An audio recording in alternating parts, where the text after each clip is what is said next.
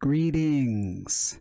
Welcome to Seth Speaks, the magical approach. This is a summary of our part 6. Let's go.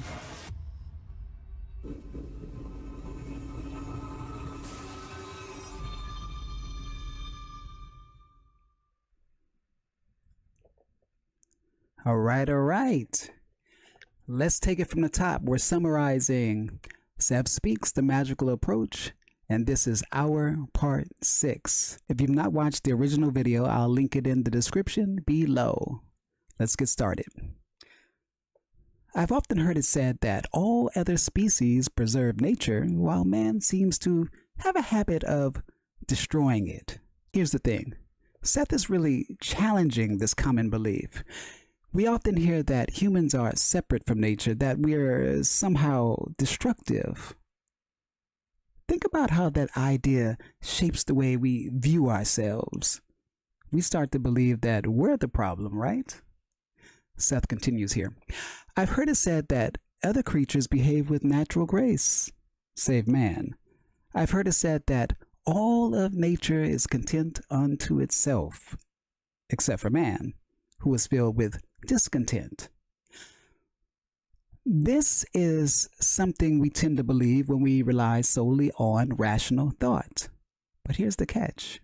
Seth is pointing out that these ideas come from thinking in a way that's strained, like too intellectual. We get so caught up in our heads that we lose touch with other parts of ourselves. Now let's pause for a second. What Seth is really saying here is that when we think this way, we're operating at the most limited level of speculation. It's like we're missing the bigger picture. And this belief that humans are apart from nature is actually a symptom of the intellect's difficulty.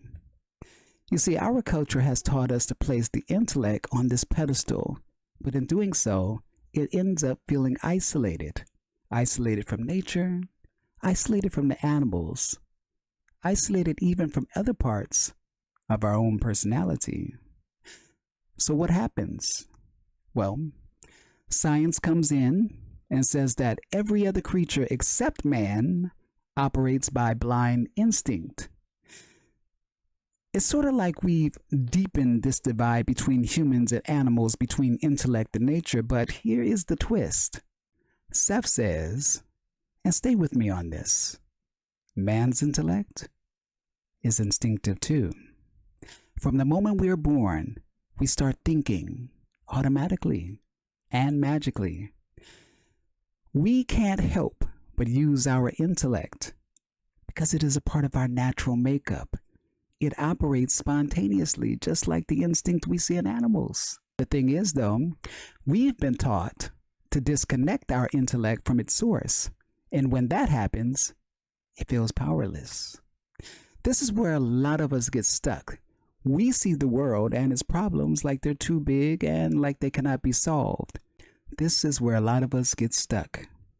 We see the world and its problems and they seem too big, like they cannot be solved.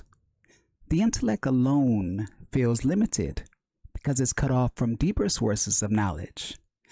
Now, here is a key point. What the intellect perceives as mistakes, what the intellect perceives as bad decisions or wrong moves, are often actually self-corrective actions. They come from knowledge we're not consciously aware of, but because our beliefs tell us otherwise, we can't see it. This is why the rational approach, the way most of us are trained to think, is problematic. It assumes that anything that goes wrong is only going to get worse. This mindset is incredibly harmful.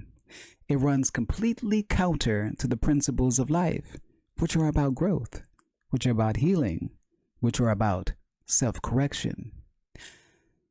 When we believe the worst will happen, we go on guard. We use the intellect like a weapon, protecting ourselves from, of course, potential disaster. The problem is we start collecting evidence of danger and convince ourselves that being realistic means expecting the worst.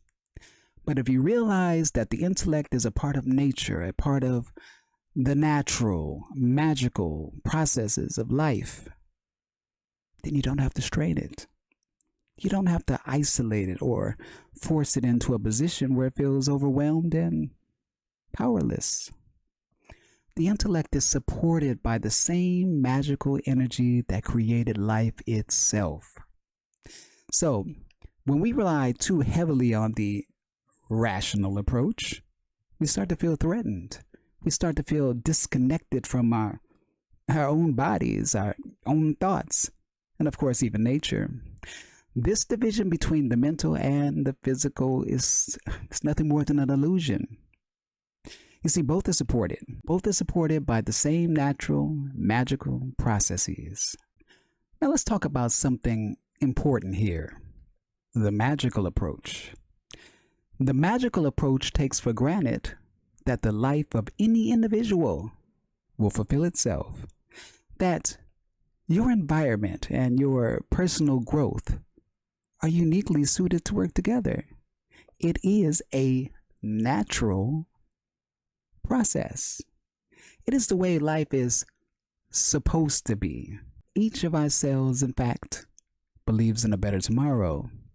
Seth uses this metaphor to personify cells, and I think it's pretty profound because each cell in your body knows it lives beyond death. It understands its own continuity. Think about that for a second. Seth is saying that life has this built-in faith, a sort of a biological imperative for growth, for development, and survival. Even the idea of heaven, distorted as it may be, has served as a framework to reassure the intellect of its survival after death. But science, on the other hand, tells us that intellect ends when we die. And that idea has been devastating to the human psyche. You see, this is where a lot of our mass problems come from.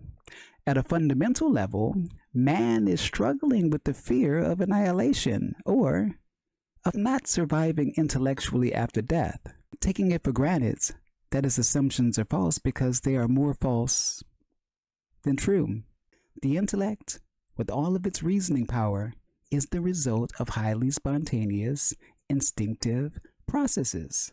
And the intuitions we so often dismiss as unreasonables are actually based on calculations that are far more complex than anything our conscious mind can ever grasp.